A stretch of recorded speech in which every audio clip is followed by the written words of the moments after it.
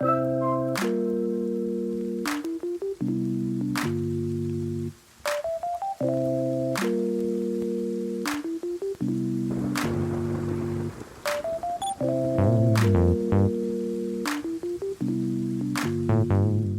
y a bien un commentaire que je reçois tous les jours, c'est quand est-ce que sort ton test de l'Amazfit GT-R 2? Et le jour est venu, c'est aujourd'hui que je vais vous proposer mon test plus que complet de l'Amazfit GT-R 2. Quelles sont ses fonctionnalités? Jusqu'à où peut-on pousser le suivi sportif? Est-elle précise dans le suivi cardiaque, suivi GPS? C'est ce que nous allons découvrir dans cette vidéo.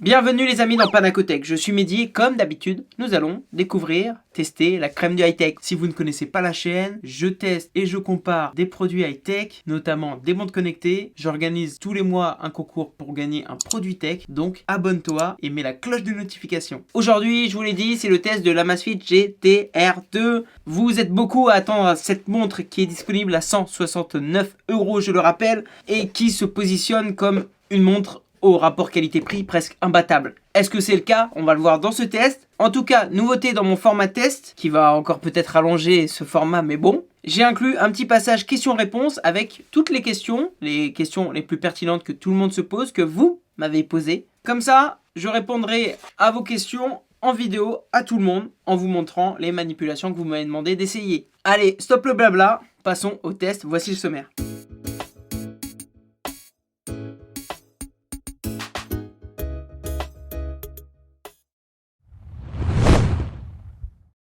Commençons comme d'habitude par le design. On l'avait vu dans la prise en main, mais on va rappeler les grandes lignes du design et des caractéristiques techniques pour après aller plus en profondeur au niveau des fonctionnalités. Tout d'abord, commençons par un rappel rapide sur les deux éditions, classique et sport. Moi j'ai l'édition sport. La différence entre l'édition sport et l'édition classique va être sur les matériaux du bracelet et du cadran. Le boîtier ici sur l'édition sport est en aluminium. Sur l'édition classique qui est disponible à 10 € de plus, 179,90 € sera en acier inoxydable. Le bracelet sur l'édition sport est en silicone, alors que sur l'édition classique, il sera simplement en cuir. Regardons maintenant un petit peu de plus près le design. On a un cadran de 46 mm sur cette montre. C'est 46 mm, c'est imposant, c'est ce qu'on retrouve chez Huawei. 46,4 mm plus précisément sur 46,4 mm.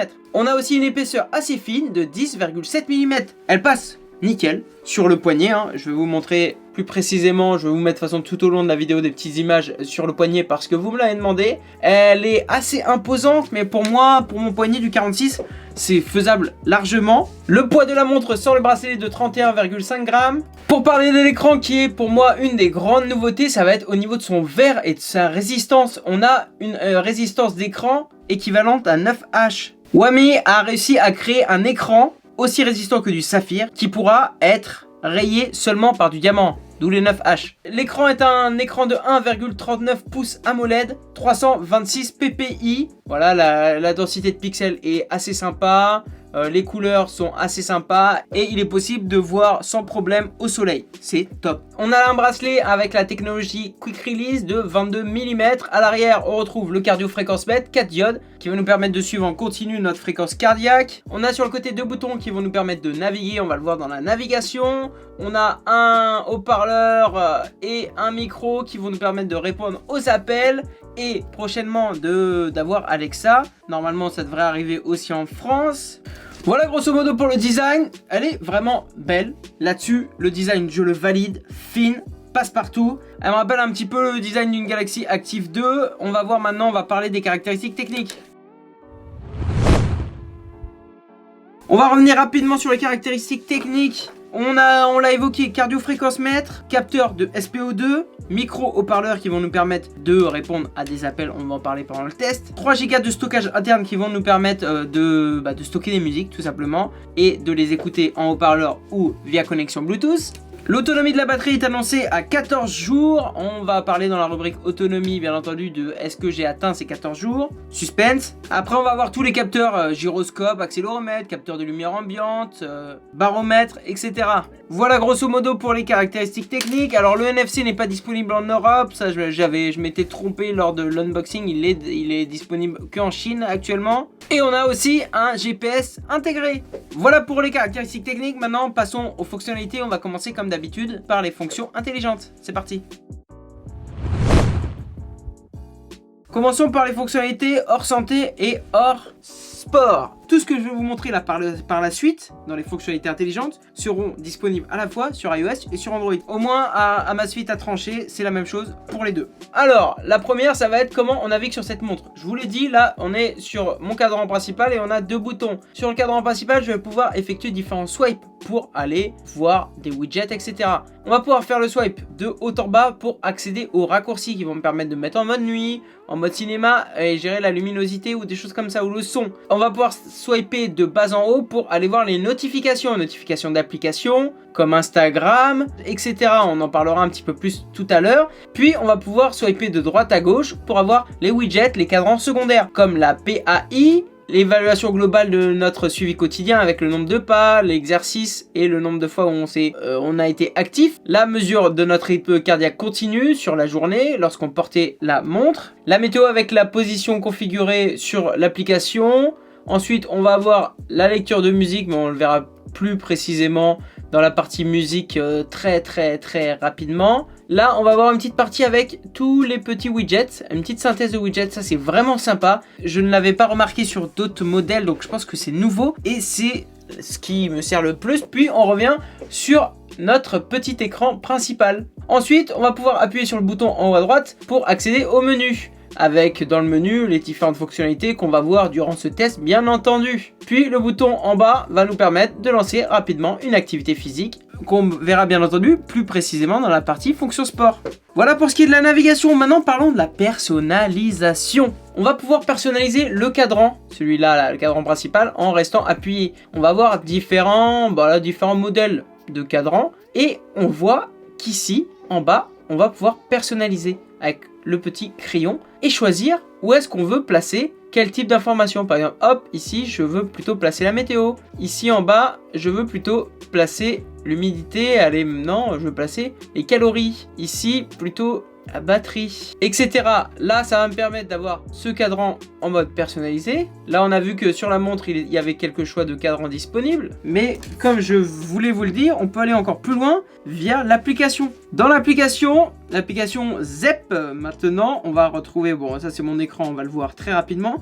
On va aller dans mes appareils, dans Amazfit GTR 2. Ça lance une petite synchronisation, c'est synchronisé et je vais pouvoir aller dans le store. Le store qui va me permettre de voir et de trouver encore plus de cadrans. Ça c'est sympa parce que ce store est disponible sur iOS et sur Android. Grosso modo, je n'ai pas vu de différence entre l'application et la prise en main et voilà l'utilisation de la montre, que ce soit sur Android avec mon Oppo et sur mon iPhone. Là, quand je vais choisir par exemple, on sait pas, ce petit cadran, je vais appuyer sur synchroniser, ça va le télécharger, il va se synchroniser avec la montre. Du coup, on aura le petit cadran personnalisé. On va pouvoir aller même encore plus loin sur voilà les custom background parce qu'on va pouvoir hop appuyer sur croix et sélectionner une photo pour la mettre en fond d'écran. Donc c'est plutôt pas mal pour accorder si on veut prendre une photo de quelque chose qui ressemble à notre tenue de la même couleur pour accorder le fond d'écran de notre montre avec notre tenue. Voilà pour la personnalisation. Parlons maintenant des notifications. Il sera possible de recevoir, je vous l'avais montré, des notifications sur la montre, que ce soit d'applications, de mails, etc. Où est-ce qu'on va pouvoir paramétrer ces notifications? On va aller dans notifications. On va pouvoir choisir quelle application parmi celles qui sont données permettra de nous envoyer ces notifications. Celles qui sont données, les premières, ça va nous afficher le petit logo de l'application Instagram, Snapchat, etc. On va pouvoir les distinguer. Après, en bas, on va pouvoir mettre autre qui permettra à toutes les autres applications de nous envoyer sous forme de app les notifications. Ça, c'est les notifications d'applications. C'est basique, c'est simple, on les reçoit toutes. J'ai pas eu de problème avec ça. Parlons maintenant des SMS. Vous voyez, il y a écrit SMS. On va pouvoir sélectionner les alertes de SMS rentrants. lorsque je vais m'envoyer un SMS, je vais le recevoir sur ma montre. Le problème, enfin un des soucis que je trouve, c'est que la fin du message est tronquée. Qu'on aille dans notification, ça sera aussi tronqué, même lorsqu'on va appuyer dessus, on va pas pouvoir voir l'intégralité du message. C'est dommage. On ne pourra pas non plus y répondre, que ce soit sur Android ou sur iOS. Pas de réponse même rapide aux SMS, même en utilisant le micro et le haut-parleur. Concernant les appels en opposition, on va pouvoir y répondre. Et il faudra bien entendu configurer la fonctionnalité pour pouvoir répondre aux appels sur le téléphone, connecter la montre en Bluetooth.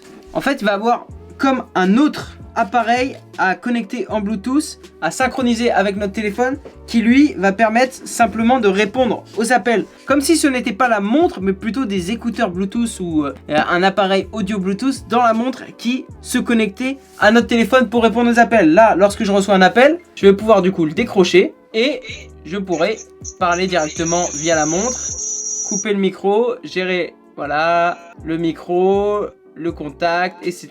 et raccrocher. Parlons maintenant des musiques.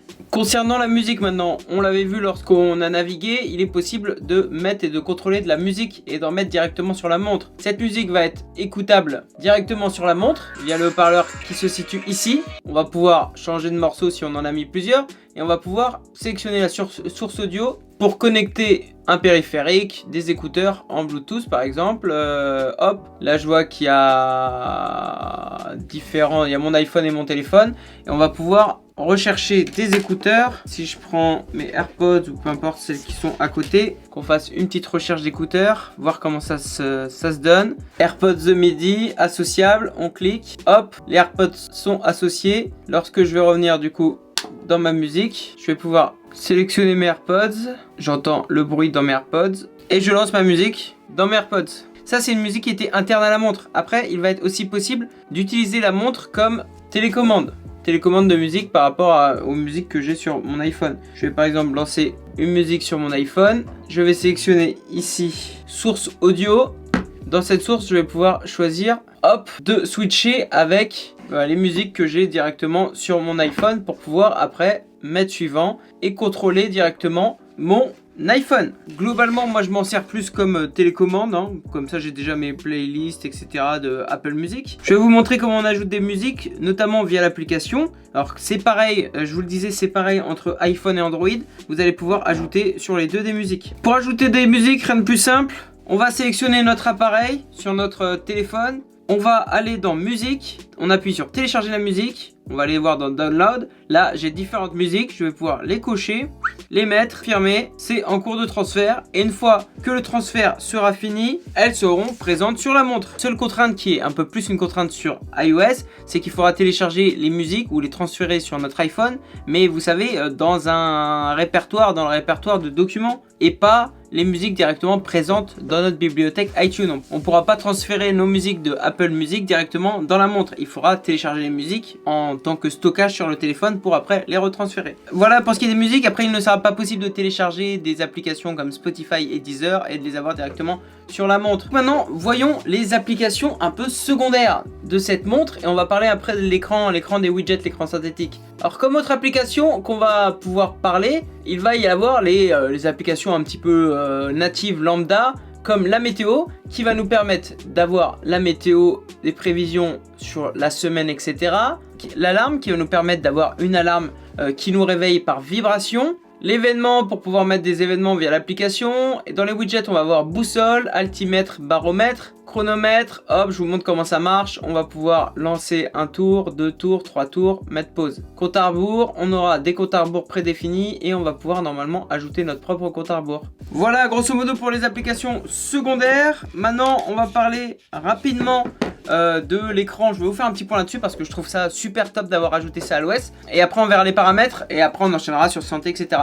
Le petit écran que j'aime bien moi, c'est ce petit écran. Lorsqu'on va switcher à gauche, on va voir ici un écran qui va récapituler tous les widgets qui sont en cours ou qui sont en cours d'actualisation. Par exemple là, la musique qui est en train de se jouer, le chronomètre que j'ai lancé, la musique, l'alarme, la météo, le PAI, voilà, ça reprend vraiment tout. C'est simple, en vrai c'est simple, mais pour moi ça fait gagner un temps monstre. C'est comme un petit écran avec tous les raccourcis qui permet, si je veux hop, lancer une SPO2, je vais là, je fais mesurer et ça me lance ma SPO2. Je voulais vous montrer ça. Ensuite, concernant les paramètres, on va pouvoir paramétrer plusieurs choses via la montre directement, comme les connexions, réseau, etc., Bluetooth, l'affichage, pour pouvoir régler la luminosité, l'écran qui s'arrête ou non, l'écran toujours allumé, c'est ça qui est un peu le plus important, c'est qu'il est possible de mettre un Always On, il se trouve là-dedans. Après, le reste des paramètres, c'est assez lambda. Et au niveau de l'application, les paramètres nous proposent, en plus de tout ça, bien entendu,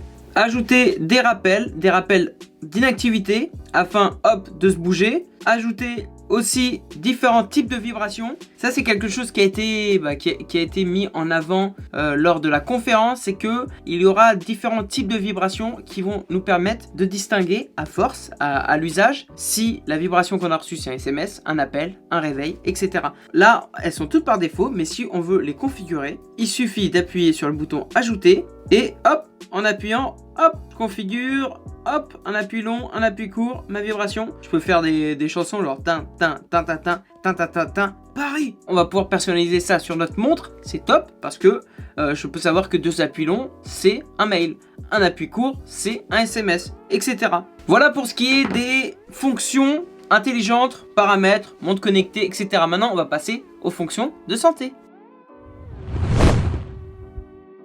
Les fonctionnalités de santé, la première, ça va être le suivi d'activité quotidien, comme d'habitude. Ça va être assez simple, on l'a aussi vu, on va avoir différents écrans qui vont nous permettre d'avoir cette analyse d'activité quotidienne. On va voir cet écran, vous savez, les petits cercles qui va donner notre nombre d'activités, notre nombre de bouts, notre nombre de pas. Cet écran, on va le retrouver ici.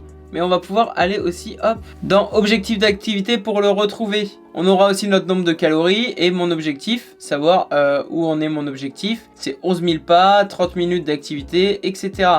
On va aussi avoir le fameux PAI. Le PAI, ça va être un score des points qu'on va gagner pour notre activité, notre santé globale. Pour gagner des points en PAI, il va falloir faire des activités de sport qui augmentent la fréquence cardiaque. On peut se fixer un objectif, par exemple de gagner 30 PAI en 7 jours, puis arriver jusqu'à 100 incrémentalement, bien entendu. Il est possible de l'atteindre en 7 jours, 2 jours, en fonction des gros efforts que vous faites. Les données de PAI sont prises sur les 7 derniers jours. Donc chaque matin, les activités qui ont été faites 7 jours avant, plus de 7 jours avant, seront supprimées. Pour résumer ce que c'est un indicateur d'activité physiologique qui va s'appuyer sur la fréquence cardiaque, sur le nombre d'activités, sur si on se bouge, si on se dépense et sur le sommeil. Et ça va nous calculer ça pour nous donner cette synthèse, ce point. Ça, c'est ce qu'on peut voir sur la montre. Après, bien entendu, on va voir tout ce qui est suivi d'activité, le suivi globalement sur l'application. On arrive sur l'application ZEP. L'application ZEP nous propose sur la page principale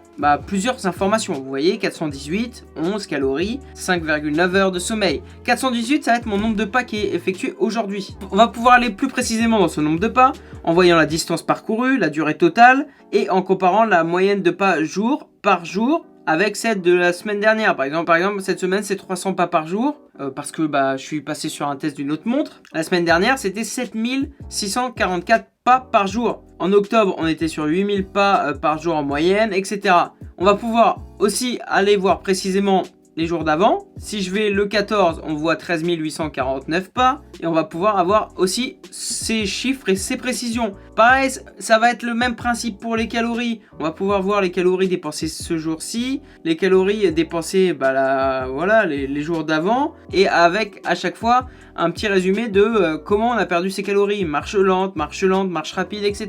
Ensuite, on va retrouver aussi notre petit PAI, comme je vous le montrais tout à l'heure, qui va nous challenger, courir pendant 6 minutes avec une fréquence cardiaque supérieure à 162, marcher pendant 120 minutes pour obtenir un score de PAI de 2, faire du vélo, hop, des petits challenges, voir où on est, comment gagner et l'historique sur les différents jours d'avant. On va avoir un suivi quotidien assez complet, assez simple à utiliser. Moi j'aime beaucoup cette application ZEP, anciennement Amazfit. C'est clair, c'est précis. Maintenant, on va pouvoir aussi avoir un suivi de sommeil. Le suivi de sommeil ne va pas se retrouver directement sur la montre via une application qui s'appellerait Sommeil, mais on va bien entendu le retrouver via l'application mobile ZEP. on l'a vu, hop, pouvoir cliquer dessus et avoir nos différentes phases de sommeil, notre précision de sommeil avec, par exemple ici, 5h56 de sommeil, 1h12 dans un sommeil profond, sommeil léger, éveillé, la qualité de sommeil avec un score de qualité de sommeil, les proportions, etc.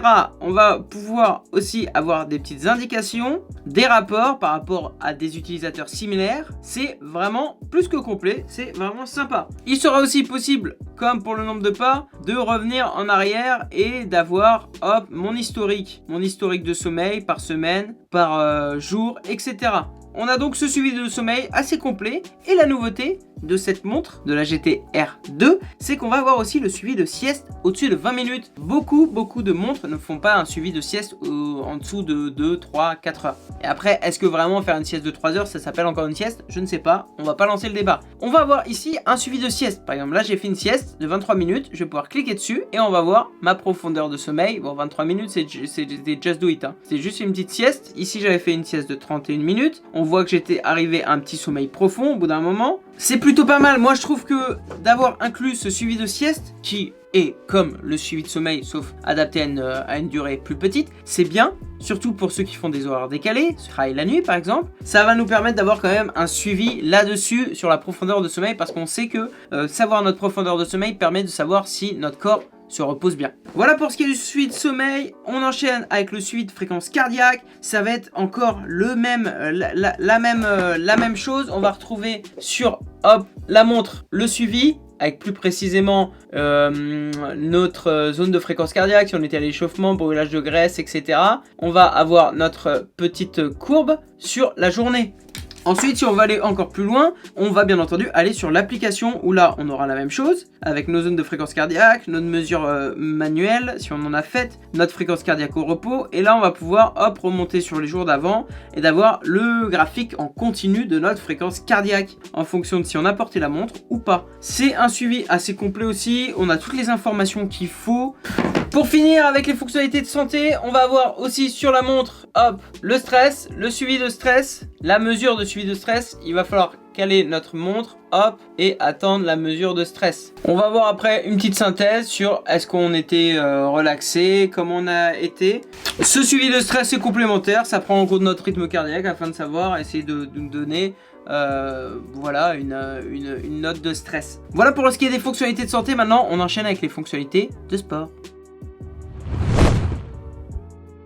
Les fonctions sport, on va être sur du basique, on va pas se mentir, on n'aura pas d'itinéraire, des choses comme ça, donc ça va aller globalement assez vite. On va pouvoir lancer un exercice, hop, soit en passant par le menu, soit en passant par le bouton du bas. On va voir différents types d'exercices, course en plein air, marche, cyclisme, tapis, cyclisme en intérieur, natation, vélo, escalade, trail, nage, je crois qu'il y en a 16. Lorsqu'on va lancer, on va voir la recherche du GPS parce qu'il y a un GPS intégré, la recherche du rythme cardiaque, hop, on va lancer notre activité, on va voir des données d'activité tout simplement sur la montre. Ensuite, hop, on termine et c'est réglé. On va pouvoir aussi, vous l'avez peut-être vu, lorsqu'on lance une activité en bas, aller paramétrer des objectifs, des rappels, la pause auto et un graphique en temps réel si on le veut, par exemple de fréquence cardiaque, le petit graphique en temps réel ou d'allure. C'est les graphiques qu'on va retrouver sur l'application. On peut se mettre du coup un objectif d'exercice d'une durée de 30 minutes. Et lorsqu'on va lancer la course, on va avoir en dessous notre graphique de fréquence cardiaque. C'est très basique, très à la portée de tous, hein. On va lancer cette activité physique simplement, puis on va retrouver l'activité sur notre application ZEP.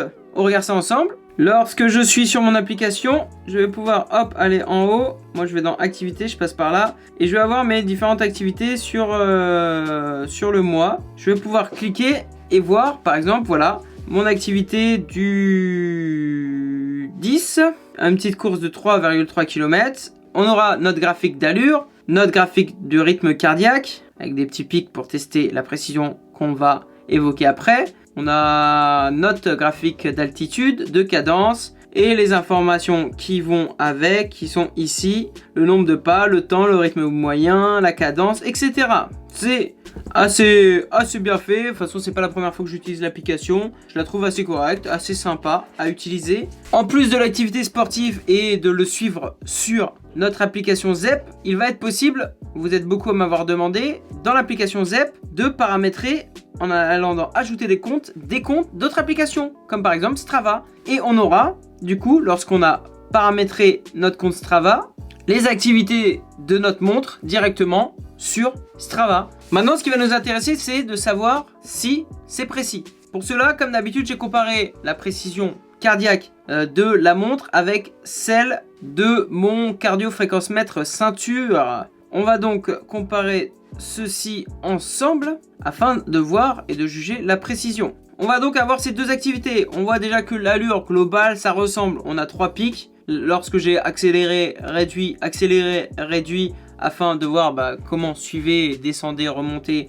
le cardio-fréquence mètre. Pour ce qui est des mesures globales, en moyenne, sur la montre, on était à 138. Sur mon cardio-fréquence mètre ceinture, on était à 139 battements de cœur par minute de moyenne. Donc les moyennes, on est ok.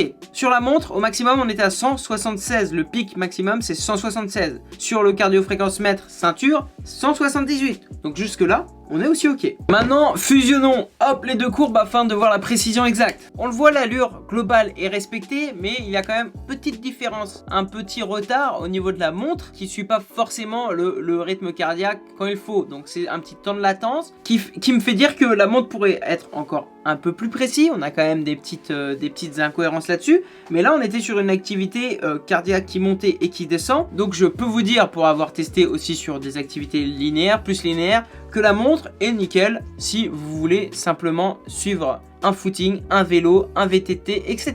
On aura ce petit décalage, mais qui permet quand même d'avoir une fréquence cardiaque maximale cohérente avec ce qu'il y a, le 176 à la place du 178. Ça permet, lorsqu'on fait quelque chose de cardio, de voir jusqu'à où on monte. Et c'est pour moi le plus important. C'est pas d'être précis à la seconde près à notre niveau, amateur avec ce genre de montre. C'est de pouvoir savoir si on pousse un peu le bouchon trop loin. Pas vrai, Maurice? Du coup, je peux dire que je valide, à ce prix-là surtout, le cardio-fréquence mètre. On n'est pas encore aussi précis que des montres telles que Garmin, etc. Mais c'est plutôt pas mal. Ça arrive à suivre des variations de rythme cardiaque. Testons maintenant la précision de l'oxymètre de pouls, de la SpO2. Je vais me rééquiper de la montre au poignet. Je vais m'équiper de mon oxymètre de pouls. Hop, les deux sont là. On va lancer un calcul de la SpO2 sur les deux appareils en même temps. Et c'est parti. On voit que le rythme cardiaque se suit. 77, 77. On est à 95%. Le taux de SpO2 contre 96% sur mon oxymètre de pouls. On a donc une petite différence d'1%. Et surtout, on n'a pas d'incohérence. Ce n'est pas un oxymètre professionnel non plus. La montre, elle a un oxymètre pas non plus forcément professionnel à cette gamme de prix. Donc le but, c'est de pas avoir des incohérences, d'être à 96 sur mon oxymètre et d'être à 80, 90 sur ma montre.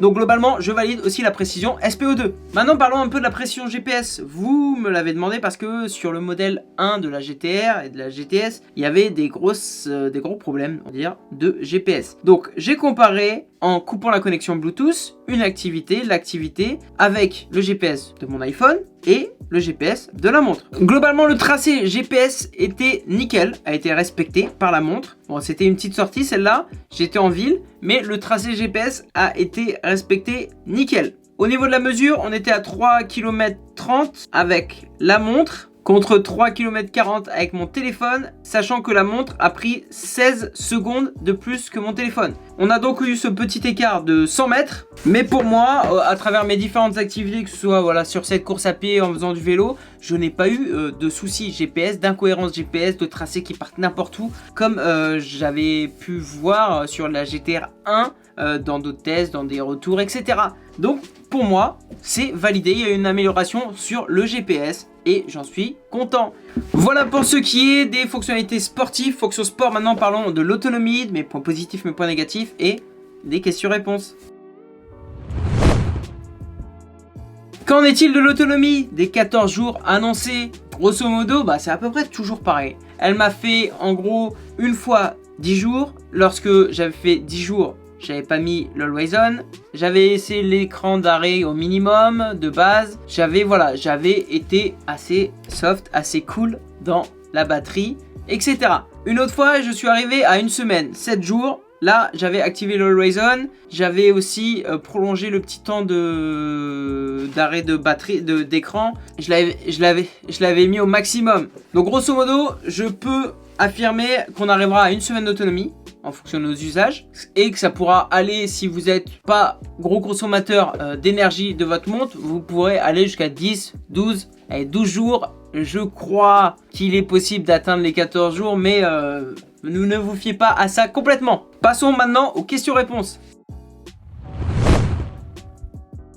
C'est une nouvelle section. Dites-moi ce que vous en pensez, je vous l'avais dit que je vous le dirai. Est-ce qu'il est possible de... Peux-tu tester ça? Est-il possible de ceci? J'ai sélectionné les questions que je trouvais les plus pertinentes, celles voilà, à laquelle je préférais répondre en vidéo avec tout le monde. Première question de Otoutaï. Très bonne vidéo, j'attends avec impatience. Cependant, je n'ai pas entendu parler de l'autonomie. J'espère que tu en parleras dans la vidéo test. Je l'ai dit, autonomie au moins 7 jours, entre 7 jours et 12 jours en fonction de ton utilisation. Deuxième question de Maneki. Merci pour ta vidéo, merci. Petite question, sait-il s'ils vont faire le format 42 mm?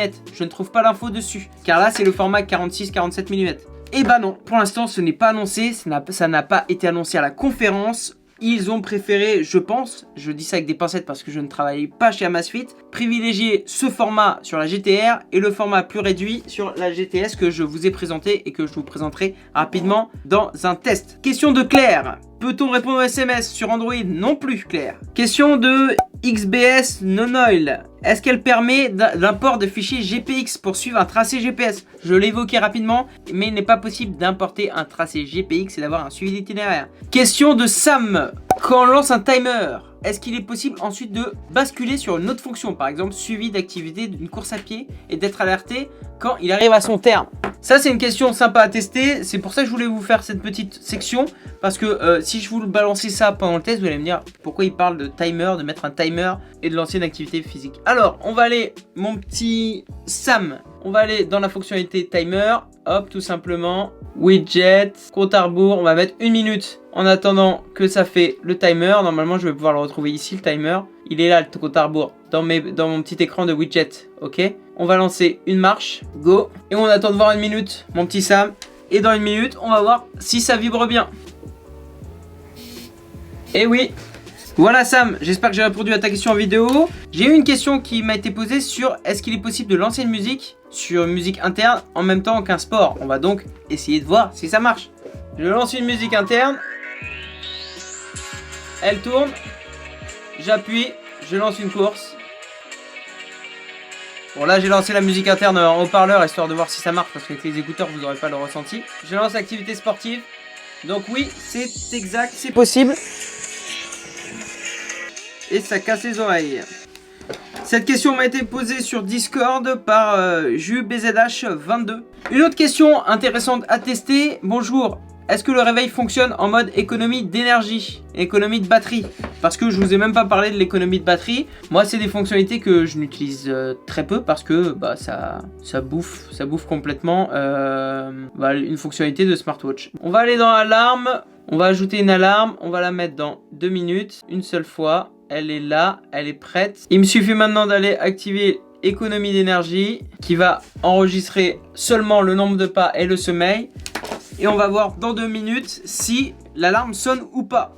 Du coup l'alarme n'a pas marché, donc les alarmes ne marchent pas en mode économie d'énergie. On enlève le mode d'économie d'énergie et on passe à la dernière question sur est-ce qu'il est possible de reculer ou d'avancer de 5 secondes une musique. On va aller dans la musique, lancer la musique, essayer en appuyant de voir si on peut faire quelque chose comme ça. Eh bien non, il n'est pas possible du coup de switcher dans la musique à un passage de la musique, reculer, avancer. Il sera simplement possible de faire une lecture en boucle ou de le faire suivant, etc. N'hésitez pas, si dans les prochaines vidéos vous voulez poser des questions que j'y réponde en test vidéo, à mettre le hashtag dans vos commentaires, le hashtag PanaQR, question-réponse. Passons maintenant à mes points positifs et mes points négatifs.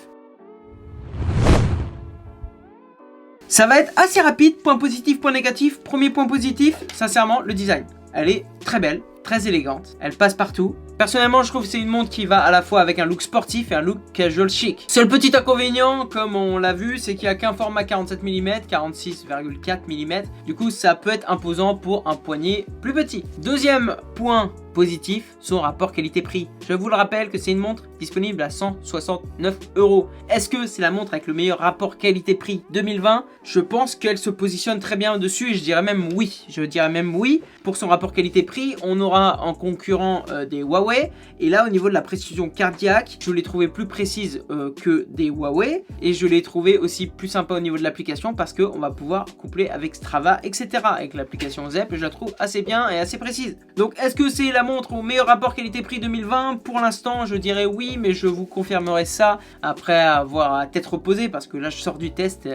C'est plusieurs semaines de test avec. Donc, j'ai besoin d'un peu de recul et je vous confirmerai ça dans mes top montres 2020 qui vont arriver au mois de décembre. Point négatif, premier point négatif que j'ai trouvé sur cette montre, c'est quand même le manque de fonctionnalités complémentaires. Il ne sera pas possible de télécharger des applications. On reste sur un OS bridé qui va nous permettre d'avoir une autonomie convenable. Le deuxième point négatif, pour moi, c'est quand même l'autonomie, car on va vite cramer cette autonomie qui est annoncée à 14 jours. Elle va être très correcte, très correcte. Pour moi, c'est entre 7 et 12 jours. Ça reste super correct. Mais quand on a une bonne utilisation, de faire 7 jours d'autonomie sur une montre qui est annoncée à 14, c'est vrai que c'est un petit peu dommage. Et je pense qu'ils auraient pu essayer de pousser l'autonomie un petit peu plus loin. Mais ça reste totalement convenable. Il faut bien trouver quand même des petits points négatifs d'amélioration. Donc, à part cet OS, à part cette autonomie, je trouve que cette montre est vraiment parfaite au niveau rapport qualité-prix. Je vais conseiller cette montre, déjà pour ceux qui ont un plus petit budget en dessous de 200 €, je pourrais que la conseiller. Faut-il aller chercher cette montre si vous avez un budget de 120 € et que vous hésitez par exemple avec une Huawei Watch Fit ou des choses comme ça? On en parlera, mais je pense que c'est un petit investissement qui en vaut le coup, Je pense qu'à ce prix-là, dites-moi en commentaire ce que vous en pensez, avec quelle autre montre je peux la comparer, mais à ce prix-là, il va être difficile d'avoir une montre avec d'aussi belles finitions, une aussi bonne précision, etc. Bien entendu, à part des anciens modèles, si vous pouvez retrouver une Samsung Galaxy Active 2 et que vous voulez privilégier les fonctionnalités à l'autonomie, etc. et que vous avez cette possibilité de l'avoir à ces 170 €, je sais pas si ça se trouve l'Active 2 à 170 €, je pense que c'est un petit peu compliqué, mais voilà, l'Active 2 pour moi restera un petit peu supérieur via son OS. Mais bon, je conseille cette montre à tout le monde. Or, gros sportif qui cherche une montre cardio GPS, bien entendu, super précise, avec suivi d'itinéraire GPX, des choses comme ça. Mais sinon, pour tout le grand public et les sportifs amateurs, cette montre, c'est la montre qu'il vous faut à ce prix-là. Merci d'avoir regardé ce test qui était certainement long. Pour soutenir la chaîne, lâchez un pouce bleu. En attendant le test de la GTS 2, abonnez-vous, activez la petite cloche de notification. Je vais vous sortir, si ce n'est pas déjà fait, plein de vidéos comparatives entre cette montre et d'autres montres afin d'acheter cette année, pour Noël, la montre connectée de vos rêves qu'il vous faut, al dente. C'est parti, merci, à bientôt sur ma chaîne.